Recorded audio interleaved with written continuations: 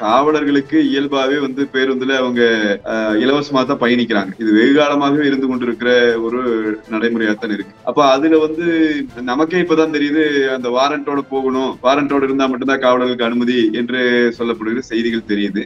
இதையே ஒரு நடத்துனர் சரியா பண்ணி அதை சொல்லும் போது, அடுத்து காவலர்கள் இதை ஒரு பிரச்சனையா வச்சுட்டு இன்னைக்கு எல்லா பேருந்துகளையும் நிறுத்தி ஃபைன் போடுறது அப்படிங்கிறது ஒரு தமிழ்நாடு அரசினுடைய கட்டுப்பாட்டில இயங்குகிற இரண்டு துறைகள். ரெண்டு பேருமே ஒரே கவர்மெண்ட்டுக்கு வேலை செய்யறவங்க, ஒரே கவர்மெண்ட் கீழ் இருக்கிறவங்க. இந்த ரெண்டு துறைகளும் இந்த மாதிரி மோதிக்குவாங்க அப்படின்னு சொன்னா இந்த நிர்வாகத்தினுடைய லட்சணம் எந்த அளவுக்கு இருக்குது அப்படிங்கறதான் நம்ம புரிஞ்சுக்கணும்.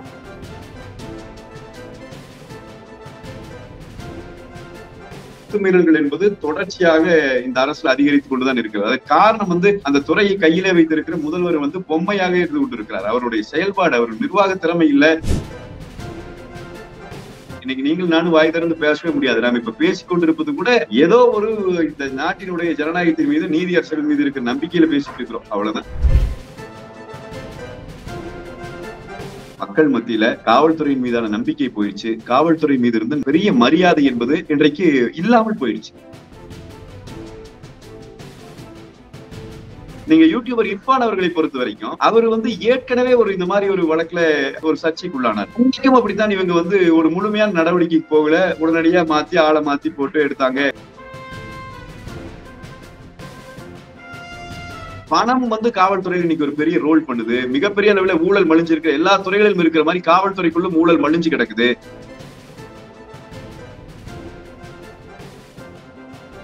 இந்த நாட்டில் நீதி என்கிற பேச்சுக்கு இடமில்லை. இது போலீஸ்காரர்களினுடைய அராஜக அத்துமீறலுக்கு வழிவகுக்கிற ஒரு நாடு, அவ்வளவுதான். இந்த முதலமைச்சர் இந்த நாட்டை இவ்வளவு கேவலப்படுத்தி இருக்கிறார், சீரழித்து இருக்கிறார். வரலாறு இவர்களை சும்மா விடாது.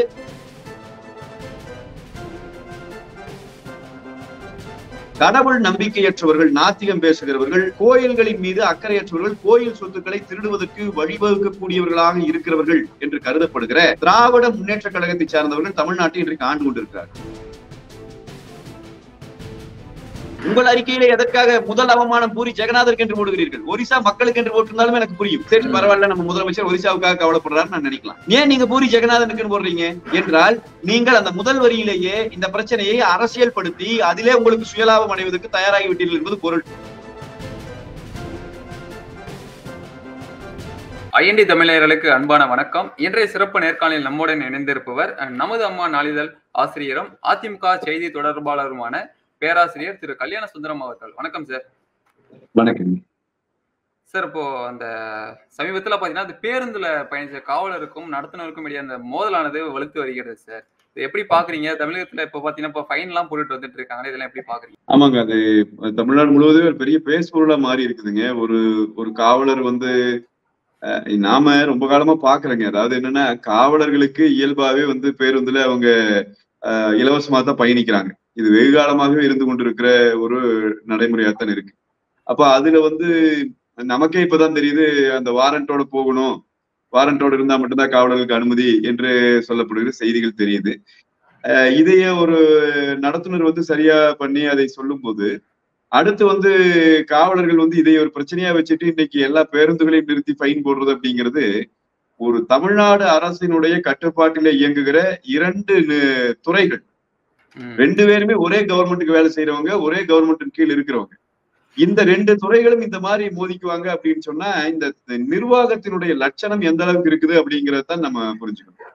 நீங்க இப்ப காவல்துறை அதிகாரிகள் இந்த போக்குவரத்தை சரி செய்கிற காவல்துறை அதிகாரிகள் மக்களின் மீது மிகப்பெரிய அளவிலான பிரச்சனைகளை திணித்துக் கொண்டே இருக்கிறார்கள். குறிப்பா சென்னை போன்ற இடங்கள்ல. இப்ப நான் கோயம்புத்தூர்லயும் இருக்கிறேன். கோயம்புத்தூர்ல அந்த மாதிரியான பெரிய அழுத்தங்கள் கிடையாது. ஆனா சென்னை போன்ற இடங்கள்ல காலையில 8 மணி 8:30 மணிக்கு அவசர அவசரமா குடும்பத்தோட வேலைக்கு போறவங்க, நீங்க மனைவி கொண்டு போய் ஒரு வேலையில விட்டுட்டு, குழந்தைகளை பள்ளிக்கூடத்தை விட்டுட்டு அவர் வேலைக்கு போவார், அப்படி 2 வீலர்ல வருவாங்க. அவர்களை கூட நிறுத்தி வச்சு 15 நிமிஷம் 20 நிமிஷம் காக்க வச்சு அவங்க கிட்ட டாக்குமெண்ட்ஸ் கேட்கறேங்கிற பேர்ல இப்படி எல்லாம் செய்து கொண்டு மிகப்பெரிய அளவுல மக்கள் பாதிக்கப்படுறாங்க சென்னைக்குள்ள எல்லாம். அதுல எல்லாம் மாற்று கருத்து இல்லை.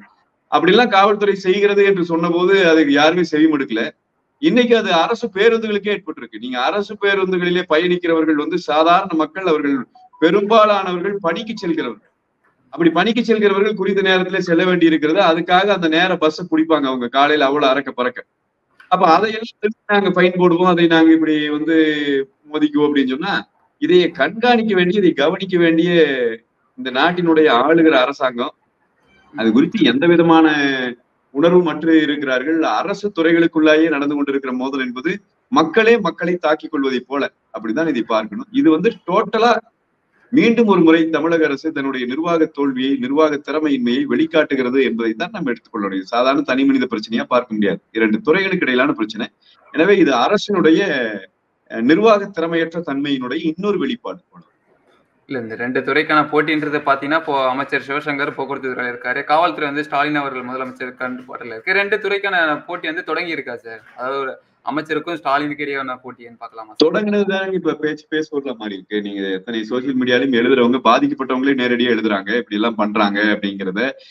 போக்குவரத்து ஊழியர்களோடு, போக்குவரத்து சங்கங்கள்ல இருக்கிற ஊழியர்களோடு பேசும்போது ஆமாங்க இந்த மாதிரி நடத்துறாங்க, இந்த மாதிரி வேலைகள் நடக்குது அப்படின்னு சொல்றாங்க. அப்ப மோதல் உருவாயிடுச்சு அப்படிங்கிறதுன்னு அர்த்தம். இப்ப வந்து அமைச்சரும் முதலமைச்சரும் மோதிக்கொள்றாங்களோ இல்லையா அப்படி ஒண்ணும் நமக்கு தெரியல. ஆனால் கீழே இருக்கிற இந்த அதிகாரிகள் மட்டத்திலிருந்து இந்த மோதல் தொடங்குகிறது. ஓ நீ என்னை விட மாட்டியா, நான் என்ன செய்யறேன்னு பாரு என்று சொல்லி. பொதுவாகவே திமுக அரசு அமைந்த பிறகு காவல்துறையினுடைய அடாவடித்தனம் என்பது ரொம்ப அதிகமா தான் இருக்கு. அதனால ஒண்ணும் மாற்று கருத்தே இல்லை. அதை வந்து யாரை வேண்டுமானாலும் நீ தூக்கி போட்டு மிதிக்கலாம், யாரை வேண்டுமானாலும் என்ன வேணா பண்ணலாம், சட்டத்திற்கு புறம்பா கைது பண்ணலாம், நடவடிக்கை எடுக்கலாம். எல்லாமே லாக்அப் டெத்து சாதாரணமாயி போச்சு தமிழ்நாட்டுல. நீங்க இந்தியாவில கணக்கெடுத்தீங்கன்னா அநேகமா தமிழ்நாட்டுலதான் இந்த அளவிற்கு லாக்அப் டெத்து நடக்குமா இருக்கு. அப்ப காவல்துறையினுடைய அத்துமீறல்கள் என்பது தொடர்ச்சியாக இந்த அரசுல அதிகரித்துக் கொண்டுதான் இருக்கிறது. அதுக்கு காரணம் வந்து அந்த துறையை கையிலே வைத்திருக்கிற முதல்வர் வந்து பொம்மையாக இருந்து கொண்டிருக்கிறார். அவருடைய செயல்பாடு, அவர் நிர்வாக திறமை இல்லை. அவர்னால ஒரு எந்த துறையுமே ஒரு நாள் கவனிக்க முடியாது. அப்புறம் போலீஸ் மட்டும் என்ன விதி விலக்கா? எனவே வந்து காவல்துறையினுடைய செயல்பாடுகள் படுமோசமா போயிட்டு இருக்குது ஏற்கனவே. அப்படி இருக்கும்போது இப்ப அரசு ஊழியர்களாக இருக்கிற போக்குவரத்து ஊழியர்களோடு அவர்கள் மோத தொடங்கி விட்டார்கள். மோதலை தயாராயிட்டாங்க. எனவே அவங்க என்ன வேணா பண்ணுவாங்க. இது ஒரு போலீஸ் ஸ்டேட். நீங்க ஒண்ணும் பண்ணவே முடியாது. இப்ப நம்ம பேசவே முடியாது. நான் பேசிட்டு இருக்கிற இந்த பேட்டி நீங்க போட்டோன்னே என்னை கூட்டு தூக்கிட்டு போனாலும் போவாங்க. ஏதோ ஒரு வழக்கு போடுவாங்க. ஏதோ ஒன்று பண்ணிட்டு இருந்தேன், ஏதோ ஒரு வழக்கு போட்டு நீங்க நினைச்சா பண்ண முடியும். அப்படி இருக்கிற ஒரு போலீஸ் ஸ்டேட் இது. இன்னைக்கு நீங்கள் நானும் வாய் திறந்து பேசவே முடியாது. நாம இப்ப பேசிக்கொண்டிருப்பது கூட ஏதோ ஒரு இந்த நாட்டினுடைய ஜனநாயகத்தின் மீது, நீதி அரசர்கள் மீது இருக்கிற நம்பிக்கையில பேசிட்டு இருக்கிறோம். அவ்வளவுதான். இதுக்கு மேல அதனால வந்து இது தொடர்கதையா தான் நடக்குங்க. நம்ம தடுக்கவே முடியாது. இந்த அரசு முடிகிற நாள் வரை இது தொடர்கதையா தான் இருக்கு. ஸ்டாலின் அவர்கள் வந்து தேர்தலுக்கு முன்னாடி வந்துட்டு வாக்குறுதியா கொடுத்ததா வந்துட்டு இணையத்துல வந்துட்டு ஒரு புகைப்படம் வந்து வெளியிட்டு வந்திருக்கு சார். அதை பார்த்திருப்பீங்க. வந்துட்டு மாவட்டத்துக்குள்ளே பயணிக்கிற அரசு ஊழியர்கள் வந்து இலவசமா பயணிச்சுக்கலாம் அப்படின்னு சொல்லிட்டு அந்த வாக்குறுதிகள் அது வந்துட்டு முழுமையா வந்துட்டு கீழே இருக்கக்கூடிய அந்த அரசு ஊழியர்களுக்கு முழுமையா சேரலையா சார் இந்த வாக்குறுதியானது? வாக்குறுதிகள் நடைமுறைப்படுத்தப்பட்டுச்சா, சட்டமாக்கப்பட்டுச்சாங்கிறதா நீங்க கேள்வி. நீங்க ஒரு நிறைய போக்குவரத்து ஊழியர்களிடமும் பல சமயம் பல ஊழியர்களிடம் நம்ம குறை பார்க்கிறோம். சாதாரண பயணிகளை, ஒரு ஏழை எளியவர்கள் பயணிக்கிற பேருந்துல வந்து அவங்களேவே தாக்குற நிலையெல்லாம் கூட சில பேர் எல்லாம் போறாங்க. ஒரு சிலர் செய்யற குற்றத்தை ஒரு டிபார்ட்மெண்ட் மேல கொண்டு போகக்கூடாது. இப்ப நீங்க ஒரு காவலர் வந்து அந்த காவலர் செய்ததுமே தவறுன்னு நான் சொல்ல மாட்டேன். அவர் அப்படி ஒரு உரிமை இருப்பதாகத்தான் கருதி கொண்டுதான் அங்க கேட்கிறாரு. அது மோதிக்கிறாங்க 2 பேரும், அவங்களுக்குள்ள ஒரு வாய் தகராறு ஏற்படுது. இது அந்த 2 தனிநபர்களுக்கான பிரச்சனையாக பார்க்கப்பட்டு அதோடு முடிக்கப்பட்டிருக்கணும். இதுதான் ரூல். இந்த ரூலுக்கு மேல நீங்க போகக்கூடாது என்று முடிக்கப்பட்டிருக்கணும். ஆனா எவ்வளவு மோசமா ஒரு துறை, ஒரு டிபார்ட்மெண்ட் வந்து ஒரு பர்சனல் வெஞ்சன்ஸா இதை எடுத்துட்டு ஒரு கவர்மெண்ட் டிபார்ட்மெண்ட் மேலேயே இந்த தன்னுடைய சுய பழிவாங்கல் நடவடிக்கையில் இறங்கும்னு சொன்னா இது குடிமக்கள் மேல எப்படியான பழிவாங்கல் நடவடிக்கையில் இறங்கும்? நீங்க இப்ப நான் ஒரு வண்டி ஓட்டிட்டு போறேன், ஒரு காவலர் நிறுத்துறாருன்னு வச்சுக்கோங்க. காவலருக்கு நிறுத்தினாருன்னா அவருக்கு வந்து என்னை சோதிப்பதற்கு எவ்வளவு உரிமை இருக்குதோ அதே போல எனக்கு சில பர்டிகுலர் உரிமை இருக்குல்ல, அதை நான் கேட்பேன். இப்ப கூட சமீபத்துல ஒருவர் வந்து வண்டி ஓட்டிட்டு வந்தவர் இந்த காவலர் நிறுத்தி அவர் மேல குற்றம் சொல்லி அவர் ஃபைன் கட்ட சொல்றாரு. எதற்காக ஃபைன் கட்டணும்னு சொல்லி அவர் பேசுறாரு. நான் ஒரு பள்ளிக்கூடத்துல வேலை செஞ்சேன் அப்படிலாம் பேசுறாரு. நான் ஒரு பிஎஸ்சி கிராஜுவேட், நானு மேத்ஸ் படிச்சவன் சொல்லி அவர் ஆங்கிலத்துல வேற பேசி காட்டுறாரு. அதெல்லாம் அவர் படித்தவர் என்பதை காட்டுவதற்காக அதெல்லாம் செய்யறாரு. அந்த காணொலி பார்த்தோம்னா அவர் மேல வழக்கு பதிவு பண்ணிருக்காங்க. அதுக்கப்புறம் ஒரு டிபார்ட்மெண்ட்டுங்க, கவர்மெண்ட் டிபார்ட்மெண்ட், அது எதுவா இருக்கட்டும், போலீஸா இருக்கட்டும், இன்னொன்னு எதுவா இருக்கட்டும், கவர்மெண்ட் டிபார்ட்மெண்ட் இருக்கிறவங்களுக்கு வந்து பழிவாங்கல் உணர்ச்சி வந்துருச்சு அப்படின்னு சொன்னா அது அரசாக இருக்காது. அது ஒரு ஜனநாயக நாட்டுல அது அரசே கிடையாது. அது காவல்துறை போன்ற ஒரு துறை வந்து பழிவாங்குவதற்காக நடவடிக்கை எடுத்து திரிவாங்கன்னு சொன்னா இவங்க இம்மெச்சூர்டுன்னு அர்த்தம். என்னுடைய அதிகாரிகளாக இருந்து இந்த வேலையை செய்கிறவர்கள் இந்த வேலைக்கே தகுதியற்றவர்கள் என்பதுதான் பொருள். அதை வந்து ஊக்குவித்துக் கொண்டிருக்கிற, அதை கண்டும் காணாமல் போய் கொண்டிருக்கிற இந்த தலைவர்கள், அரசியல் தலைவர்கள், இந்த நாட்டின் ஆட்சியை நடத்தி கொண்டிருக்கிறவர்கள் அன்பிட், அந்த இடத்திற்கு தகுதி இல்லாதவர்கள் அந்த இடத்திலே போய் உட்கார்ந்து விட்டார்கள் என்பதுதான் பொருள்.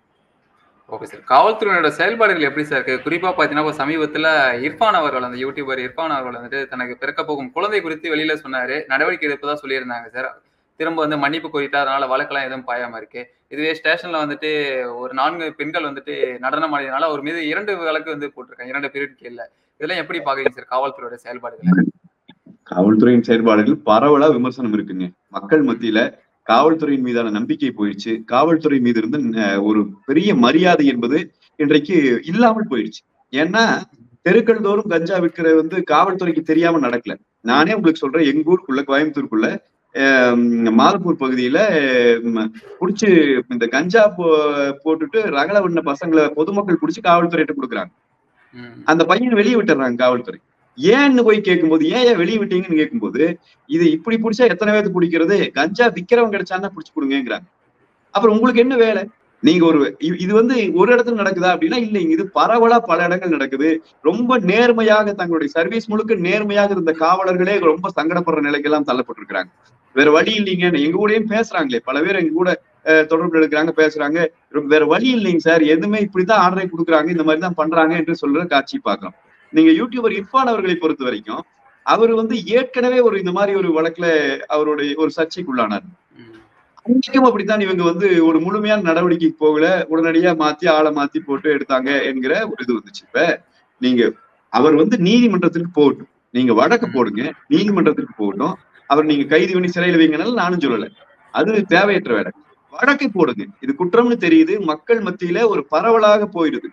இப்ப இந்த தன்னுடைய குழந்தையை வந்து குழந்தையினுடைய பாலினத்தை அவர் அறிவிக்கிறது அப்படிங்கிறது மக்கள் மத்தியில பரவல் ஆக்குனதே அவர் தான். அப்ப அது மக்கள் மத்தியில போன பிறகு இது ஒரு குற்றச்செயலா என்கிற சந்தேகம் ஒட்டுமொத்த சமூகத்துக்குமே வந்த பிறகு அது குற்றமா இல்லையா என்று தீர்மானிக்க வேண்டிய இடத்துல இந்த நாட்டினுடைய நீதிமன்றங்கள் இருக்கு, நீதியரசர்கள் இருக்காங்க. ஆனா என்னன்னா இன்றைக்கு நடந்து கொண்டு இருக்கிற அரசு, இன்னைக்கு இருக்கிற காவல்துறை வந்து நீதிமன்றங்களை ஒரு பொருட்டாக கூட மதிக்கவில்லை. இது எல்லா வழக்கையும் நான் உங்களுக்கு சொல்றேன். இவங்களே வந்து போடுறாங்க. இப்ப சுகாதாரத்துறை நோட்டீஸ் அனுப்புது, நோட்டீஸ் அனுப்பிட்டு மன்னிப்பு கேட்டு விட்டார். இப்ப நான் என்ன சொல்றேன்னா, இப்ப இதே மாதிரி நீ எல்லாரும் பண்ணிக்கலாமா? எல்லாருமே வந்து இப்ப ஒண்ணு வெளிநாடுக்கு போறது, வெளிநாட்டுல போய் ஒரு ஸ்கேன் எடுக்கிறதுங்கிறது இன்னைக்கு வந்து ஒரு ஒரு ஒரு 30% மக்களுக்காவது ரொம்ப சாதாரணமான விஷயம் தான் தமிழ்நாட்டுல, இல்லைங்களா? அப்ப அந்த வாய்ப்பு இருக்கிற எல்லாருமே அதை செய்துக்கலாமா? பெரிய பணக்கார குடும்பங்களா இருந்து வெளிநாடு போகிற வாய்ப்பு இருக்கிறவர்கள் எத்தனை பேர் வந்து சிசு கொலைக்கு உடன்பட்டவர்களா இருப்பாங்கன்னு உங்களுக்கு தெரியாதா? பணம் வந்துருச்சுன்னா சிசு கொலை எல்லாரும் மறுத்துருவாங்களா? பெரிய முற்போக்குவாதிகள் ஆயிருவாங்களா எல்லாரும்? அப்படி இல்ல.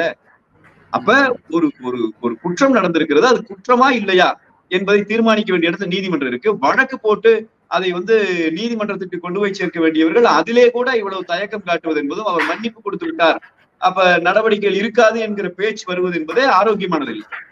உடனடியாக நடவடிக்கைக்கு போயிருக்கணும், அவர் மேல வழக்கு பதிவு செய்யப்பட்டிருக்கணும், அது செய்யப்படல. காவல்துறை இது மாதிரி தொடர்ச்சியா நடக்குதுங்க. நீங்க வந்து நம்ம சொல்றதுக்கு சங்கடமா இருக்கு.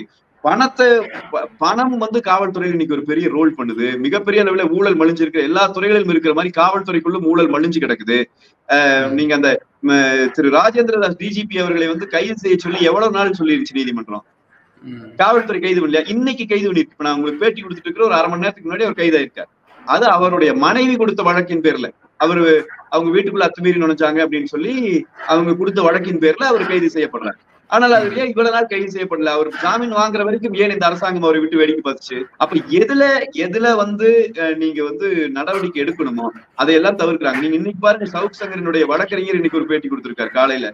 அவர் சொல்றாரு, கோவை ஜெயிலுக்குள்ள நான் போகும்போது ஹைகோர்ட்டினுடைய உயர் நீதிமன்றத்தினுடைய ஆணையம் கூட அவர்கள் மதிக்க மறுக்கிறார்கள், சட்டப்படியான நடைமுறைகளை மறுக்கிறார்கள், அவங்க வச்சதான் சட்டம். அப்ப நீ என்ன ஜனநாயக நாடு? அப்புறம் எதுக்கு இங்க ஜனநாயகம்? எதுக்கு இங்க தேர்தல்? எதுக்கு இங்க நீங்க ஒரு முதலமைச்சர் ஒருத்தர் உட்கார்ந்துக்கிறீங்க? எதுக்கு இத்தனை அமைச்சர்கள் இருக்கிறீங்க? நாட்டினுடைய சட்டத்தை பாதுகாக்க முடியல. அரசு அதிகாரிகளே சட்டத்தை அழிக்கிறவர்களாக, சட்டத்தை மீறுகிறவர்களாக இருக்கிற இந்த நாட்டில் எந்த வகையான ஜனநாயகமும் இல்லை. இது ஒரு போலீஸ் ஸ்டேட்டாக மாறிவிட்டது. இந்த நாட்டில் நீதி என்கிற பேச்சுக்கு இடமில்லை. இது போலீஸ்காரர்களினுடைய அராஜக அத்துமீறலுக்கு வழிவகுக்கிற ஒரு நாடு, அவ்வளவுதான். இந்த முதலமைச்சர் இந்த நாட்டை இவ்வளவு கேவலப்படுத்தி இருக்கிறார், சீரழித்து இருக்கிறார். வரலாறு இவர்களை சும்மா விடாது. இது இந்த குற்றம், இந்த கருப்பு, இந்த அவமானம் இந்த முதலமைச்சருக்கு வரலாறு முழுவதும் தொடரப்போகிறது. நீங்க பாருங்க. இல்ல, அதிகாரி எல்லாமே ஒருதலை பட்சமாக செயல்படுகிறான்னு சொல்ல வரீங்களா சார்? எல்லாருமே நான் சொல்லலீங்க. இப்ப நீங்க இப்ப சவுக் சங்கர் வழக்குலயே எடுத்துட்டீங்கன்னா, ஏன் சென்னையில போய் ரிமாண்ட் பண்ணாம கோயம்புத்தூர்ல கொண்டு வந்து ரிமாண்ட் பண்றாங்க? அப்படிங்கும் போது ரிட்டையர்டு போலீஸ் ஆபீசர் ஒருத்தர் பேசுற பேச்சு நான் உங்களுக்கு சொல்றேன். அவரு ஒரு யூடியூபராவும் இப்ப இருக்காரு, ஒரு வழக்கறிஞரும் கூட. அவரே தெளிவா சொல்றாரு. ஏன் பண்ணலைன்னா, சென்னையில இருக்கிற சில அதிகாரிகள் வந்து இந்த மாதிரி சட்ட விரோதமாக நடப்பதற்கு அவங்க ஒத்து போக மாட்டாங்க. அவங்க கொஞ்சம் ரிஜிட்டா இருக்கிற அதிகாரிகள் இன்னும் இருக்கிறாங்க தமிழ்நாட்டுக்குள்ள 1-2. அதனால அங்க கொண்டு போய் வழக்கு ரிமாண்ட் பண்ண முடியாதுன்னு சொல்லி கோயம்புத்தூர் கொண்டு வர்றாங்க. புரியுதுங்களா? அப்ப கோயம்புத்தூர்ல இருக்கிற அதிகாரிகள் அதுக்கு துணை போறாங்கன்னு தான் அர்த்தமாயிருது வெளிப்படையாகவே. அப்ப நீங்க சட்டவிரோத நடவடிக்கைக்கு துணை போகிற அதிகாரி ஒரு சட்டத்தை மதிப்பவராக, சட்டத்தை நடைமுறைப்படுத்துகிறவராக மக்களால் எப்படி நம்பப்படுவார்? அதனால நான் எல்லா அதிகாரியும் சொல்ல, ஆனால் இதுக்கெல்லாம் துணை போகிற அதிகாரிகள் தங்களுக்கு தாங்களாகவே கண்ணாடியை பார்த்து வெட்கி தலை குனிந்து கொள்ள வேண்டும். அது மனசாட்சின்னு இருந்தா அப்படி செய்வாங்கன்னு நினைக்கிறேன். Okay sir. இப்போ அந்த நாடாளுமன்ற தேர்தல் பாத்தீங்கன்னா இறுதிக்கட்டத்தை நோக்கி வந்துட்டு இருக்கு சார். இந்த நேரத்துல பிரதமர் மோடி அவர்கள் வந்து பிரச்சாரத்துல வந்து அனல் பறக்க பேசிட்டு வந்துட்டு இருக்காரு. தமிழர்கள் குறித்து இந்த ஒடிசால பேசியதுக்காக ஸ்டாலின் அவர் வந்து கண்டனம் தெரிவிச்சிருக்காங்களே, உங்க கருத்து என்ன சார்? அது வந்துங்க, அது பூரி ஜெகநாதர் கோயிலினுடைய அந்த சிக்கல் என்பது ரொம்ப காலமா இருக்கிற சிக்கல் தான். நீங்க இன்னும் சொல்ல போனா, இப்ப அங்க இருக்கிற இது நவீன் பட்நாயக் அவர்களுடைய அந்த பார்ட்டியோட இவங்களும் கூட்டணியில் இருந்தவங்க தான். இப்ப சமீப காலத்துலதான் அந்த கூட்டணியை முறிச்சிட்டு வர்றாங்க. அதற்கு முன்பாகவே இதனுடைய பேச்சு இருக்குது. அந்த கருவூலத்தினுடைய சாவி எங்கேங்கிற கேள்வி நீங்க ஒடிசா மக்கள் பழக தொடங்கணும்னா நீங்க எல்லா மக்களுக்குள்ளும் இருக்கிற கேள்வி அந்த கேள்வி. ஏன்னா அது பூரி ஜெகநாதர் ஆலயம்ங்கிறது ஒடிசாவினுடைய ஒரு பெரிய வரலாற்று சின்ன, அவங்களுடைய ஆன்மாக்களிலே அது ஒன்று. அதனால அந்த கேள்விகள் இருந்து கொண்டிருக்கு. இப்ப அதையே மோடி அவர்கள் சொல்ல வரும்போது அவர் என்னங்கிறாரு, அது தமிழ்நாட்டிலே அந்த சாவி பதுக்கி வைக்கப்பட்டு விட்டதால் தான் அறிக்கை கொடுத்து இந்த சாவியை கண்டுபிடிக்க வேண்டும் என்று ஒரு குழு அமைக்கப்பட்டு அந்த கமிஷன் விசாரணை எல்லாம் செஞ்சு அவங்க ஒரு அறிக்கை கொடுத்து அந்த அறிக்கையில என்ன சொல்லியிருக்குன்னு கூட அரசு இன்னைக்கு வரைக்கும் சொல்லல. அந்த அறிக்கையின் மீது எந்த நடவடிக்கையும் எடுக்கல. அது ஒரு 324 பக்க அறிக்கைங்க. அப்ப அந்த அறிக்கை என்னுடைய கணிப்பு சரியாக இருக்கும் என்றால் ஒரு பிரதமர் என்கிற முறையில அந்த அறிக்கையில என்ன இருக்கிறது என்பதை இவர் அறிந்திருப்பார் என்று நான் நினைக்கிறேன். அப்ப அதை ஏதோ ஒரு சம்பவத்தை வச்சுக்கிட்டு அவர் என்ன சொல்றாருன்னா, ஏன் நீ அறிக்கையை வெளியிடல, ஏன் மக்களுக்கு அதை சொல்லவே இல்லை, அந்த கருவூலத்துக்குள்ள இருக்கிற அந்த 150 கிலோவுக்கு மேற்பட்ட அந்த தங்கம் எல்லாம் இன்னும் உள்ள இருக்கா இல்லையாங்கிறது தெரியலையே, அப்படின்னா நீ வந்து இந்த அறிக்கையை வெளியிடாம காரணம் சாவி தமிழ்நாட்டிலே பதுக்கப்பட்டிருப்பதாலா என்றுதான் அவர் ஒரு கேள்வியை கேட்கிறார். அப்ப இதுல வந்து ஏன் அவர் தமிழ்நாட்டை சொல்றாருன்னா, வி.கே. பாண்டியன் அவர்கள் மிக நெருக்கமாக முதலமைச்சரோடு, ஒடிசா முதலமைச்சரோடு இருக்கிறார். இன்றைக்கு ஒரு பெரிய கேம்பெயின் அவர் தான் பண்ணிட்டு இருக்கார். அவர் அந்த அரசியல்ல மிக முக்கியமான பங்கு வகித்துக் கொண்டிருக்கிறார். இதெல்லாம் உண்மை. அப்ப அவரை விமர்சிப்பதற்கு அவருடைய சொந்த மாநிலமான தமிழ்நாட்டை அவர் சொல்லுகிறார். இன்னொரு காரணமும் இருந்திருக்கலாம் என்று நான் நினைக்கிறேன். அது என்னன்னா, கடவுள் நம்பிக்கையற்றவர்கள், நாத்திகம் பேசுகிறவர்கள், இந்த கோயில்களின் மீது அக்கறையற்றவர்கள், கோயில் சொத்துக்களை திருடுவதற்கு வழிவகுக்கக்கூடியவர்களாக இருக்கிறவர்கள் என்று கருதப்படுகிற திராவிட முன்னேற்ற கழகத்தை சார்ந்தவர்கள் தமிழ்நாட்டை இன்றைக்கு ஆண்டு கொண்டிருக்கிறார்கள். எனவே இது வாரியான ஒரு விஷயத்துல திமுக இதற்கு துணை போக வாய்ப்பு இருக்கிறது என்கிற அடிப்படையில கூட அவர் பேசியிருக்கலாம். ஆனால் இதற்கு வந்து கடுமையாக கண்டனம் தெரிவிக்கிற ஸ்டாலினுடைய அறிக்கையை நீங்கள் எடுத்து பாருங்கள். அதுல வந்து வியப்பா இருக்குது, எனக்கு பார்த்தா சிரிப்பு வருது. அவர் என்ன சொல்றாருன்னா, இதுல முதல் அவமானம் பூரி ஜெகநாதருக்கு என்று சொல்லுகிறார். எப்படிங்க இல்லாத ஒருவரை அவமானப்படுத்த முடியும்? உங்களுக்கு தான் பூரி ஜெகநாதரும் இல்லை, உங்களுக்கு தான் அண்ணாமலையாரும் இல்லை, உங்களுக்கு தான் இங்க இருக்கிற ஸ்ரீரங்கத்து ரங்கநாதரும் இல்லை, யாருமே இல்லை. உங்களுக்கு தான் நாத்திகர், நீங்கள் கடவுள் மறுப்பாளர். உங்கள் அறிக்கையில எதற்காக முதல் அவமானம் பூரி ஜெகநாதருக்கு என்று போடுகிறீர்கள்? ஒரிசா மக்களுக்கு என்று போட்டிருந்தாலும் எனக்கு புரியும். சரி, பரவாயில்ல, நம்ம முதலமைச்சர் ஒரிசாவுக்காக கவலைப்படுறாரு நான் நினைக்கலாம். ஏன் நீங்க பூரி ஜெகநாதனுக்குன்னு போடுறீங்க என்றால், நீங்கள் அந்த முதல் வரியிலேயே இந்த பிரச்சனையை அரசியல் படுத்தி அதிலே உங்களுக்கு சுயலாபம் அடைவதற்கு தயாராகி விட்டீர்கள் என்பது பொருள். இரண்டாவது நீங்க சொல்றீங்க இது தமிழ்நாட்டிற்கு அவமானமாக இருக்கிறது. என்ன அவமானம் நான் கேட்கிறேன். அந்த பாண்டியன் என்கிற ஒரு தனிநபரை குறித்து சொல்லுகிறார். அவர் நல்லவராக கெட்டவராங்கிறதெல்லாம் விவாதம் இல்லை. அது அங்க நடக்கிற அரசியல், அவங்களுக்கு இடையில மோதல், அதுல பேசுகிறார். நீங்க அதுக்கு ஒரு கடன் அறிக்கை விடுறீங்க, மகிழ்ச்சி. நான் உங்களை கேட்கிறேன், மேகதாதுல கர்நாடகா அணை கட்டுவதற்கு நாங்கள் நிதி ஒதுக்குவோம் என்று காங்கிரஸ் அறிவித்தார் இல்லையா தேர்தல் பிரச்சாரத்துல? தேர்தல் வாக்குறுதியிலேயே சொன்னாங்க, காங்கிரஸ் வந்து நாங்க வந்தோன்னு நிதி ஒதுக்குவோம் என்று சொன்னார்கள். நிதியை ஒதுக்கி விட்டார்கள். ஒரு நாள் வாய் திறந்து பேசியது உண்டா தமிழ்நாட்டின் முதலமைச்சர்? தமிழர்கள் புண்படுவதல்ல, செத்து போவோம். அங்க அணை கட்டி விட்டார் என்று சொன்னால் டெல்டா மாவட்டங்களிலே நீங்க வறட்சி ஏற்பட்டு சொன்னா விவசாயி ஆண்டுதோறும் நீங்கள் ஆட்சிக்கு வந்த பிறகு எப்படி நடக்கிறதோ அதே போல தற்கொலைகள் தொடரும். இனிமே பேசியது உண்டா? நீங்கள் கண்டித்தது உண்டா? தமிழர்கள் அதே மாதிரி ஆந்திரா இவ்வளவு தடுப்பணைகளை கட்டுகிறானே தொடர்ச்சியாக, வாய் திறந்து பேசியது உண்டா இந்த முதலமைச்சர்? இப்ப சிலந்தி ஆற்றிலே கொண்டு வந்து கேரளா அணை கட்டுகிறது, தடுப்பணை கட்டுகிறது. எதிர்கட்சி தலைவர் சொல்லி இப்ப 4-5 நாள் ஆச்சு இதை சுட்டிக்காட்டி. ம். நேற்று கொடுக்கிறார், கடிதம் கொடுக்கிறார். அது எவ்வளவு தடவி கொடுக்குறீங்க நீங்க கேரளாவுக்கு? நீங்கள் அணை கட்டுவதென்றால் எங்களிடம் அது குறித்து எதுவும் கேட்கவில்லை, நீங்கள் கேட்டுவிட்டு கட்ட வேண்டும். நீங்க பாத்தீங்களா நேற்று முதலமைச்சருடைய அறிக்கையை? கேரளா முதல்வர், நமக்கிடையே இருக்கிற நட்புறவை கெடுத்துக் கொள்ளக் கூடாது. எப்பா உனக்கு அமராவதி தண்ணி சுத்தமா வராம போயிரும். அப்ப இதே நான் இன்னொன்னு கேட்கிறேன். இந்த IPL மேட்ச் நடந்தப்ப சின்னசாமி ஸ்டேடியத்துல பெங்களூர்ல வெளியே வந்து இந்த CSKங்கிற டீம் தோத்து போச்சு, RCBங்கிற டீம் அன்னைக்கு வென்றுச்சு. அந்த டீம்ல விளையாண்ட பிளேயர்ஸ் அவங்க எல்லாம் விடுங்க, அவங்க எல்லாம் அவங்கவுங்க கேம் விளையாடுறாங்க, அது முடிஞ்சது. அங்க இருந்த சில குண்டர்கள், நீங்க ஆயிரக்கணக்கான மக்கள் இருந்தாங்க, அத்தனை பேரும் செய்யல. ஆனா சில குண்டர்கள் அங்க வந்து இனவெறியை தூண்டியது உண்மையா இல்லையா? அடிச்சிருக்கானா இல்லையா? நீ தமிழான்னு கேட்டே அடிச்சிருக்கான், கன்னடம் பேசுன்னு சொல்லி அடிச்சிருக்கான். இதையெல்லாம் அங்க வந்து ஆனந்த விகடன்ல இருந்து போன ஜேர்னலிஸ்ட் வந்து பதிவு பண்ணியிருக்காரு, ஸ்ரீராம்ங்கிற ஜேர்னலிஸ்ட். அவருடைய பக்கத்துல நீங்க போய் பார்க்கலாம். அப்ப இப்ப இது வந்து உண்மையா பொய்யாங்கிறதையும் கூட நீங்க தெரிஞ்சுக்க விரும்பல தமிழக அரசு. அந்த குண்டர்களை வந்து தமிழர்களுக்கு அச்சுறுத்தலை ஏற்படுத்தி இருக்கிற அந்த குண்டர்களை கைது செய்ய வேண்டும் என்று நீங்கள் கர்நாடகாவை வலியுறுத்தியது உண்டா? அப்ப உங்க கூட்டணி கட்சிக்காரன் தமிழர்களுக்கு எதிராக தொடர்ச்சியாக இவ்வளவு வன்மையான விஷயங்களை செய்து கொண்டிருக்கிற போதும் நீங்கள் அது குறித்து கவலைப்படவில்லை. ஆனால் உங்களுக்கு அரசியலிலே எதிர்நிலையிலே இருக்கிற மோடி ஒரு வார்த்தையை பேசிவிட்டார் என்று சொல்லி நீங்கள் இவ்வளவு பிரம்மாண்டமாக ஒரு அறிக்கை விடுகிறீர்கள். எனவே இதுக்குள்ளே இருப்பது தமிழர்கள் மீதான அன்பல்ல, இதுக்குள்ளே இருப்பது வெளிப்படையான அரசியல். இந்த அரசியலுக்கு தமிழர்களை பகடைக்காயாக பயன்படுத்த தமிழ்நாட்டினுடைய முதலமைச்சர் முயற்சிக்கிறார் என்பது வெளிப்படை. அதனால் இது குறித்து நாம் வந்து இந்த முதலமைச்சர் சொல்கிற இந்த கருத்துக்கெல்லாம் நாம் பெருசா செவிசாய்க்க வேண்டியதில்லை என்பதுதான் என்னுடைய. ஓகே, இப்போ அணை கட்டுறதுக்கு பாத்தீங்கன்னா முதலமைச்சர் அறிக்கை விட்டுருக்கான்னு பாத்திருக்கோம் சார். இப்போ இதுக்கு முன்னாடி இப்போ கர்நாடகாவில் வந்து மேகதாதுவை கட்டுறதா வந்து சொல்றான். இப்போ கூட நீர்வளத்துறை அமைச்சர் துரைமுருகன் அவர்களும் கண்டுக்காம இருக்காரு சார். தமிழக மக்களுக்காக ஒரு நலனுக்காக பாதுகாக்க அந்த அரசு தவற விடுகிறதா சார்? சார் பாதுகாக்கலீங்க, நீங்க அவ்வளவு தூரம் ஏன் போறீங்க? போன ஆண்டு காவிரியில நம்ம கொடுக்க வேண்டிய தண்ணியை குடிச்சா கர்நாடகா? இவர்கள் எடுத்த நடவடிக்கை என்ன? அக்டோபர் மாசம் நீதிமன்றத்துக்கு போனாங்க. நீங்க ஆகஸ்ட் மாசத்திலிருந்து வறட்சி வர தொடங்கி நம்ம அங்க உயிர் பலிகளே நடந்த பிறகு, அதன் பிறகு நீங்க கண்துடைப்பதான் பண்ணிட்டு இருந்தாங்க. எங்க சார் இவங்களுக்கு உரிமைகளை? ஒரு பக்கம் வந்து இவங்க உரிமைகளை பாதுகாக்க மாட்டாங்க என்பது திமுகவினுடைய வரலாறு. அவங்களுக்கு வந்து உரிமைகளை அடகு வைத்தது முழுக்க திமுக.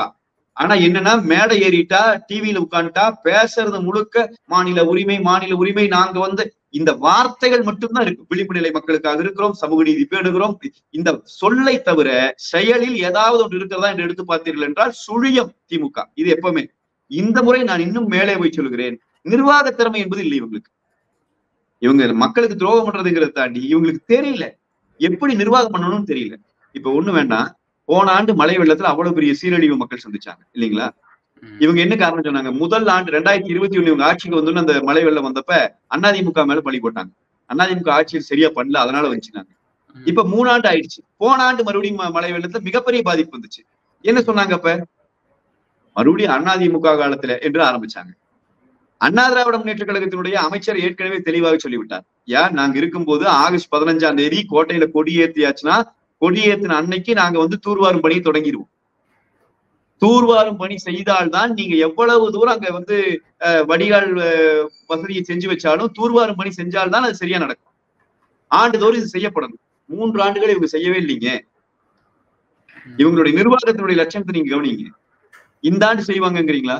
நான் சொல்ற செய்ய மாட்டாங்க. இப்ப நிதி ஒதுக்கி இருக்கிறாங்க, 4 இடங்கள்ல தொடங்கிட்டாங்கிற செய்தி நமக்கு வந்திருக்கு. இது எவ்வளவு நாளைக்கு நடக்குதுன்னு மட்டும் நீங்க பாருங்க. நான் வெளிப்படையா சொல்றேன், இவங்க செய்ய மாட்டாங்க. ஊழல், லஞ்சம், எல்லா இடத்துலயும் கரப்ஷன். ஒரு முதலமைச்சருக்கு நாட்டுல என்ன நடக்குதுன்னே தெரியாத ஒரு நிலை. எந்த இடத்துலயுமே நிர்வாக திறமையற்ற தன்மை. கவர்மெண்ட் ஆபீஸ், எல்லா ஆபீஸுமே முழுக்க ஒரு ஏதோ ஒரு எங்க ஊர்கள் எல்லாம் கிராமங்கள் சொல்லுவாங்க பீட பிடிச்சிருக்கு அப்படின்னு சொல்லி, அந்த மாதிரி நிலைமையில் இருக்கு. செயல்படாத நிலையில இருக்கிறது. எந்த வேலையும் நடக்க மாட்டேங்குது. ஏன்னா தெரியல, எந்த வேலையை எப்படி செய்யணுங்கிறது தெரியல. அதனால இது ரொம்ப மோசமான போக்குங்க. இது அதனுடைய தொடர்ச்சி தான் இந்த நீர்வளத்துறை அமைச்சராகட்டும், இல்ல வேற எந்த அமைச்சர்களாகட்டும், சீனியர் அமைச்சர்களே வந்து செயல்பட முடியாத அளவுக்கு தான் முதலமைச்சர் நடந்துக்கிறார். அந்த அமைச்சர்களுக்கு வந்து தெரியாதுன்னு நான் சொல்ல மாட்டேன். ஏன்னா அவங்களுக்கு எக்ஸ்பீரியன்ஸ் இருக்கு, அவங்களுக்கு கொஞ்சம் எல்லாம் தெரியும், விஷயம் தெரியும். ஆனா அவங்களும் செயல்பட முடியாத அளவுக்கு தான் முதலமைச்சருடைய நடவடிக்கைகள் இருந்து கொண்டிருக்கு. யார் முதலமைச்சரே தெரியலன்னா எப்படி இங்க அமைச்சர் வேலை செய்வாரு? அதுதான் இன்னைக்கு தமிழ்நாட்டுக்கு இல்ல சார். இப்போ இந்த ஆட்சியை பாத்தீங்கன்னா காமராஜர் ஆட்சின்னு சொல்லிட்டு காங்கிரஸ் நிர்வாகிகள் எல்லாம் கூட்டிட்டு வராங்க சார். ஆனா நீங்க வந்து இவ்வளவு விமர்சிக்கிறீங்களா சார்? என்ன காரணம் சார்? அதான் அது காங்கிரஸை பார்த்து சிரிச்சுக்க வேண்டியதா, வேற என்ன செய்யுது? காங்கிரஸுக்கு இப்படி ஒரு நிலைமை வந்து விட்டதே என்று சொல்லி காங்கிரஸ் மீது உண்மையான அக்கறை கொண்டு இருக்கிறவன் வருத்தப்படலாம். நாம் எல்லாம் காங்கிரஸ் இப்படித்தான் இருக்கும் என்று சொல்லி ஆலன் ஆக்டேவியன் ஹியூம் என்கிற ஒரு ஆங்கிலேயரால் தொடங்கப்பட்ட ஒரு அந்த கட்சி சோனியா காந்தி என்கிற ஒரு வெளிநாட்டை சேர்ந்த பெண்மணியால் இறுதி நிகழ்வு செய்யப்படுது. அதுதான் நடந்துட்டு இருக்கு காங்கிரஸ். காமராஜர் ஆட்சியை கொண்டு வந்து இது கூட ஒப்பிட்டாங்கன்னா நீங்க எங்க போய் வாங்க நான் காட்டுறேன் வாங்க திருமூர்த்தி மலைக்கு இங்க நீங்க கோயம்புத்தூர் வந்து பாருங்க. காமராஜர் ஆட்சி காலத்துல கொண்டு வரப்பட்ட அந்த நீர்த்திட்டங்கள் இன்றைக்கு வரைக்கும் அவர் மறைஞ்ச எத்தனை காலமாச்சு, அவர் ஆட்சியும் எத்தனை காலமாச்சு, இன்னைக்கு வரைக்கும் பாசனத்துக்கு பயன்பட்டு இருக்குது. அவர் காலத்துல கொண்டு வரப்பட்டதுதான். பெரிய டெக்னாலஜி எல்லாம் இல்லாத காலத்துல 14,000 பள்ளிக்கூடங்களை கட்டினாருங்க. 9 ஆண்டுகள்ல 14,000 பள்ளிக்கூடங்கள் காமராஜரினுடைய ஆட்சி. அவரு இவங்க வந்து காமராஜர் ஆட்சியோட இவரு எல்லாத்தோட இவங்க வந்து சரணாகதிங்க. நீங்க ஸ்டாலின் யாரு? ஜோசப் ஸ்டாலின் 2ஆம் உலக போரை ஹிட்லர் வந்து உலகம் முழுவதையும் கைப்பற்றி விடுவான் என்கிற நிலை வந்த போது அதை முறியடித்து அந்த பெர்லின் நகரிலே செங்கொடியை பறக்க விட்ட ஸ்டாலின் இருக்கிறார் இல்லையா, அவரை இவரோடு ஒப்பிடுகிறார்கள் கம்யூனிஸ்டுகள். அந்த ஸ்டாலினும் இந்த ஸ்டாலினும் இவங்க காங்கிரஸ்காரங்க காமராஜரும் இவருங்கிறாங்க. இன்னும் விடுதலை சிறுத்தை மட்டும்தான் அம்பேத்கரும் ஸ்டாலினும் ஒண்ணுதான் பேசல. அது பேசாம இருக்கிற வரைக்கும் நல்லது. அப்படி பேசிடக்கூடாது. இந்த ஒப்பாரும் மிக்காரும் இல்லாத தலைவர்களை எல்லாம் கொண்டு வந்து இப்படி ஒருவரோடு இவங்க ஒப்பிட்டுக் கொண்டிருப்பது என்பது இவர்களுடைய சுய வாழ்க்கையை கொஞ்சம் மேம்படுத்திக் கொள்வதற்கு, இவர்களுக்கு சில சலுகைகளை பெறுவதற்கு இவர்கள் சரணாகதி அடைந்து கொண்டிருக்கிறார்கள் என்றுதான் நம்ம அதை பார்க்க வேண்டுமே ஒழிய அதை தாண்டி எல்லாம் அதில் ஒண்ணும் இல்லைங்க. இவரை போய் காமராஜரோடு ஒப்பிட்டார் என்று சொன்னால் அவருக்கு காமராஜர் யார் என்றே தெரியவில்லை என்பது பொருள். Okay sir. இப்போ ஜூன் 4 பிறகு மீண்டும் பாத்தீங்கன்னா உதயநிதிக்கு வந்து துணை முதலமைச்சர் பதவியை கொடுக்கலான்ற பேச்சு வந்து அடிபட்டு வருகிறது சார். உங்க கருத்து என்ன சார்? எப்படி பாக்குறீங்க இதை? கொடுப்பாங்க துணை முதலமைச்சர், அப்புறம் முதலமைச்சரும் கொடுப்பாங்க, அப்புறம் இன்பநிதி கூட்டிட்டு வந்து துணை முதலமைச்சர் ஆக்குவாங்க. அவர் முதலமைச்சரான பிறகு எங்க எல்லாம் முழுசா நினைஞ்ச வரைக்கும் முக்காடுங்க. அப்புறம் முக்காடு எடுத்துக்குது முழுசா நனைஞ்சாச்சுங்க. இவங்க கையில கொண்டு ஆட்சியை கொடுத்தாச்சு. என்ன வேணா செய்வாங்க. நீங்க இதை இவங்க செய்ய மாட்டாங்க அப்படின்னு நீங்க ஒண்ணு நினைக்கவே முடியாது. இவங்க வந்து எதை வேண்டுமானாலும் செய்ய தயாரானவர்கள். வரட்டுங்க. அவர் வந்து இப்ப விளையாட்டுத்துறை அமைச்சராக வந்து அப்படி சாதிச்சு தள்ளிட்டாரு. நேஷனல் கேம்ஸ்க்கு போக வேண்டிய பள்ளிக்கூட குழந்தைகளுக்கு அறிவிப்பு கொடுக்காம குழந்தைகளுடைய லைஃப் போச்சு. நீங்க வந்து விளையாட்டுத்துறை அமைச்சர், நீங்க அதுக்கு செஞ்ச சாதனைக்கு பரிசு நீ உங்களுக்கு துணை முதலமைச்சர். போய் ஆளுங்க எல்லாம் மக்கள் கொடுத்த வாய்ப்பு. இன்னும் 2 வருஷம் இருக்குது திமுகவினுடைய இறுதி காலத்துக்கு.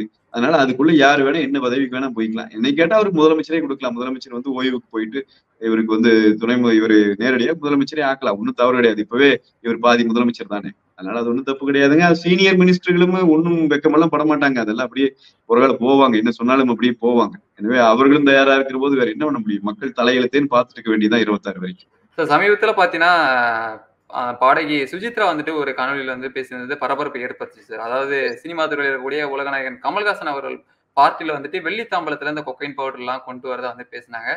இது எப்படி பாக்குறீங்க சார் நீங்க? இது வந்துங்க ஒரு சினிமாக்குள்ள இருக்கிற விஷயங்களை அதை விட்டுருவோங்க. நம்ம அது நமக்கு தேவையற்றது. ஆனால் நான் என்ன கேட்கிறேன், இது குறித்து ஒரு முழுமையான விசாரணை செய்யப்படணும். அது வந்து இங்க தமிழ்நாடு அரசு சட்டம் ஒழுங்கை பார்த்து கொண்டிருக்கிறவர்கள் கண்டிப்பா பண்ணணும். ஏன்னா இதுல பேசப்படுகிறவர்கள் எல்லாருமே சமூகத்திற்கு நல்ல அறிமுகமானவர்கள், செலிபிரிட்டிஸ், மக்களால் கவனிக்கப்படுகிறவர்கள். இந்த செய்தி உண்மையா இருக்கலாம், பொய்யாம இருக்கலாம், அது யாருக்கும் தெரியாது. அது ஒருத்தர் வந்து உண்மைன்னு சொல்லுவாரு, ஒருத்தர் வந்து பொய்ன்னு சொல்லுவாரு. அது அவங்களுடைய நலன் சார்ந்து அவங்க பேசிட்டு இருப்பாங்க. ஆனால் ஒரு அரசு வந்து இந்த அளவிற்கு போதை கலாச்சாரம் இன்றைக்கு தமிழ்நாட்டிலே இருக்கிறதா என்பதை வந்து சோதிக்க வேண்டிய இடத்துல இருக்கு. எனவே அரசு வந்து அதை கட்டாயமா செய்யணும். இன்னைக்கு இப்ப இருக்கிற நிலைமையில வந்து போதைப் பொருள் வந்து தமிழ்நாட்டுல எங்க வேணாலும் கிடைக்குங்கிற நிலைமைக்கு இவங்க கட்டவிழ்த்து விட்டு இருக்கிறாங்க. இது ஒரு பெரிய விமர்சனமாக, தொடர்ச்சியாக அரசியல் விமர்சனமாக இது வச்சுட்டே தான் இருக்கிறோம். ஆனாலும் அவர்கள் கண்டுகொள்ள தயாராக இல்லை. நீங்க இப்ப எந்த வழக்கு எடுத்துட்டீங்கன்னாலும் கஞ்சா போட்டவும் மாட்டான். எந்த கொலை தமிழ்நாட்டுல எங்க கொலை நடந்தாலும் கொலையாளர்கள் கஞ்சா குடிச்சவர்களாக இருக்கிறார்கள், அல்லது வேற ஏதாவது ட்ரக்ஸ் எடுத்துக்கிட்டவங்களா இருக்கிறாங்க. கல்லூரி மாணவர்கள் மத்தியிலே இந்த கலாச்சாரம் பெரிய அளவிலே பரவி கொண்டு வருகிறது. சாதாரண மனிதனின் கையிலே, உழைக்கும் தொழிலாளியின் கையிலே இன்றைக்கு இவ்வளவு மோசமான போதைப் பொருட்கள் கிடைக்கும் என்று சொன்னால், இந்த காலகட்டத்துல இந்த அம்மா சொல்ற மாதிரி நடிகர்கள் கையில இப்ப அவங்க சொன்ன காலத்துக்கு நம்ம போல இப்ப நடிகர்கள் கையில எல்லாம் கிடைக்காதுன்னு நம்ம சொல்லிட்டு போக முடியாது சாதாரண. ஏன்னா சாதாரணமானவங்க கையிலேயே கிடைக்குது. அதனால தமிழக அரசு அது குறித்து உண்மையிலேயே கொஞ்சம் அதை எடுத்து ஒரு விசாரணை செய்யணும். அது சொல்லப்படுறது அப்படி இல்ல, அவங்க பொய் சொல்றாங்கன்னு சொன்னா இப்படி அவங்கள வந்து அந்த பேட்டி எடுக்கிறதையா தடுக்கணும். இப்ப நீங்க எவனோ அரசியல் விமர்சனம் பண்றவனை எல்லாம் போய் தூக்கிட்டு போறீங்க, அவதூறு பேசி விட்டார்கள் என்று சொல்லி. அப்புறம் இந்த மாதிரியான செய்திகளை சமூகத்தில பழக்கத்துல விட்டு இது இப்படி பண்றது என்பதெல்லாம் ஏற்புடையதாக இல்லை. இன்னொன்னு, தமிழ் சினிமாவில சில காலமாக இந்த கலாச்சாரங்கள் கொண்டு வரப்படுகிறது. அதாவது இயல்பா கதாநாயகிகள் முதல்ல வந்து கெட்ட பெண்களாக கெட்ட ஆண்களாக அந்த சினிமால காட்டுறவங்க தான் குடிக்கிற மாதிரி காட்சிகள் வைப்பாங்க. இப்ப கதாநாயகிகள் குடிப்பதாக காட்டுகிற காட்சிகள் ரொம்ப சர்வசாதாரணமாக படமாக எடுக்கப்படுகிறது. எனவே ஏதோ ஒரு விதமான ஒரு கலாச்சாரத்தின் மீதான தாக்குதல் ஒன்று பெரிய அளவிலே நடக்கிறது என்பது வெளிப்படையாக தெரிகிறது. தமிழக அரசு அதுல அரணாக நின்று பாதுகாக்க வேண்டிய இடத்துல இருக்கிற அரசு அது குறித்து கவலைப்படல. ஏன்னா இவங்களே போதைப் பொருள் குறித்து கவலைப்படலையே. போதைப் பொருள் வித்தவனே இவங்க கட்சியில தான் இருந்துக்கிறான். இவங்க குடும்பத்துக்கே நெருக்கமா தான் இருந்துக்கிறான். எனவே இவங்க கிட்ட அதை நம்ம எதிர்பார்க்கவும் முடியாது. ஆனால் அந்த அம்மா சொல்லிட்டு இருக்கிறது வந்து தமிழ்நாட்டிலே ஒரு அலையை ஏற்படுத்தி இருக்கிறது என்பது உண்மை. அது இன்றைக்கு பேச வேண்டிய நிலைக்கு வந்துவிட்டது என்பது உண்மை. ஏன்னா நாமளே போய் பேசுற இடத்துல பல பேர் இடத்துல இதை சொல்றாங்க. நிறைய பேர் பேசுறாங்க, அந்த அம்மா இப்படி பேசிட்டாங்கன்னு. அது பெரிய அளவுல வைரல் ஆயிடுச்சு. தமிழக அரசு அதை கண்டுக்கவே இல்லை அப்படின்னு காட்டிட்டு இருக்குது. தமிழக அரசு எதைத்தான் கண்டுக்குச்சு, அதனால இதையும் கண்டுக்காது. ஆனால் நடவடிக்கை எடுத்தால் நல்லது. Okay sir. இந்த ஜாஃபர் சாதிக் விவகாரம் அடுத்து எப்படி போகும்னு நினைக்கிறீங்க சார்? ஆனா சமீபத்துல ஒரு தம்பிகிட்ட விசாரணை நடத்தினாங்க, ஒரு மனைவிட்டு எல்லாம் விசாரணை நடத்தினாங்க. இதெல்லாம் அடுத்த கட்ட நடவடிக்கை எப்படி சார் இருக்கக்கூடும்? ஆமாங்க, அது தொடர்ச்சியாக நீங்க இப்ப அவருடைய கன்ஃபெஷன் ஸ்டேட்மெண்டே உதயநிதி அவர்களுக்கு எல்லாம் எதிராக இருக்கிறது என்பதை போல ஒரு செய்திகள் பரவலாக வந்துட்டே இருக்கு. நீங்க ஜாஃபர் சாதிக் கைதான அன்னைக்கு கொடுத்த ஒப்புதல் வாக்குமூலத்திலேயே வந்து மணி லாண்டரிங்ல உதயநிதியோடு சேர்ந்து ஈடுபட்டேன் என்று சொன்னதாக இந்தியா டுடே ஒரு செய்தி வெளியிட்டார். அப்புறம் அந்த செய்தி அப்படியே பேசப்படவே இல்லை. அதனால வந்து மத்திய அரசு, அதனாலதான் இவங்க ரொம்ப தீவிரமா வேற இந்த தேர்தலை இது பண்றாங்க. எப்படியாவது மத்திய அரசு மாறுச்சு அப்படின்னு சொன்னா, தனக்குரிய அரசு வந்துருச்சு அப்படின்னு சொன்னா நீங்க சொல்ல முடியாது. போதைப் பொருள் தடுப்பு பிரிவினுடைய தலைவராக ஜாஃபர் சாதிக்கே போட்டுருவாங்க. இவங்க அதெல்லாம் செய்வாங்க. இவங்க ஆட்சிக்கு வந்துச்சுன்னா அதையும் கூட இவங்க செய்யறதுக்கு வாய்ப்பு இருக்கு. எனவே அதுதான் ரொம்ப பாடுபடுறாங்க. ஆனால் நாம என்னன்னா மத்திய அரசின் மீதான நம்பிக்கையும் மக்களுக்கு போயிடும். இதுல எல்லாம் நீங்க நடவடிக்கை எடுக்கல அப்படின்னு சொன்னா உண்மையிலேயே மணி லாண்டரிங்ல ஈடுபட்டிருக்கானா இல்லையா அப்படிங்கறத நீங்க பாக்கணும். அந்த என்சிபி வந்து அதனுடைய அந்த விசாரணையை தீவிரப்படுத்தணும். இதுல வந்து இந்தியாவினுடைய புலனாய்வு அமைப்புகள் எல்லாம் மிகப்பெரிய அளவில் விசாரணையை வந்து தீவிரப்படுத்தி யாரெல்லாம் இங்க தமிழ்நாட்டில் இந்த பழக்கத்துக்கு, இந்த போதைப் பொருளை கொண்டு போய் சேர்ப்பதற்கு உறுதுணையாக இருந்தார்கள் என்பதையும் கவனிக்கணும். எந்தெந்த அரசியல் தலைவர்கள், இளம் தலைவர்கள் கலந்து கொண்ட பார்ட்டிகளில் எல்லாம் போதைப் பொருட்கள் பரிமாறப்பட்டது, அதை எப்படியெல்லாம் இவர்களே அனுமதித்தார்கள் என்பதையெல்லாம் விசாரிக்கணும். அது அப்படியெல்லாம் இருக்காங்களா, இருந்தா என்ன தண்டனைங்க விசாரிச்சு கொடுக்கணும். அநேகமா ஜாஃபர் சாதிக்கினுடைய வாக்குமூலங்கள் உண்மையாக மக்கள் மத்தியிலே வெளியிடப்படும் என்று சொன்னால் தமிழ்நாட்டை ஆண்டு கொண்டிருக்கிற கட்சிக்கும் இந்தியாவை ஆண்டு கொண்டிருக்கிற பாரதிய ஜனதாவுக்கும் இடையிலே ஒரு தொடர்பு ஏற்பட்டு அவர்களுக்குள்ளாக ஒரு சமரச நடவடிக்கை வராமல் நேருக்கு நேராக உண்மையை வெளிப்படும் என்று சொன்னால் மிக அதிர்ச்சிகரமான தகவல்கள் வெளிவரும் போலத்தான் தெரிகிறது. அது வந்து அரசியலிலேயே மிகப்பெரிய மாற்றங்களை ஏற்படுத்த வாய்ப்பு இருக்கிறது. ஆனால் அதற்கு முன்னாடியே இதையெல்லாம் பேசிக் கொண்டிருக்கிற நம்மளை எல்லாம் தூக்கி உள்ள வச்சாலும் வச்சிருவாங்க. அதுக்கும் நாம் தயாராகி. ஓகே சார், தொடர்ந்து பேசுவோம். தகவலை பகிர்ந்து கொண்டமைக்கு நன்றி சார். மிக்க நன்றி.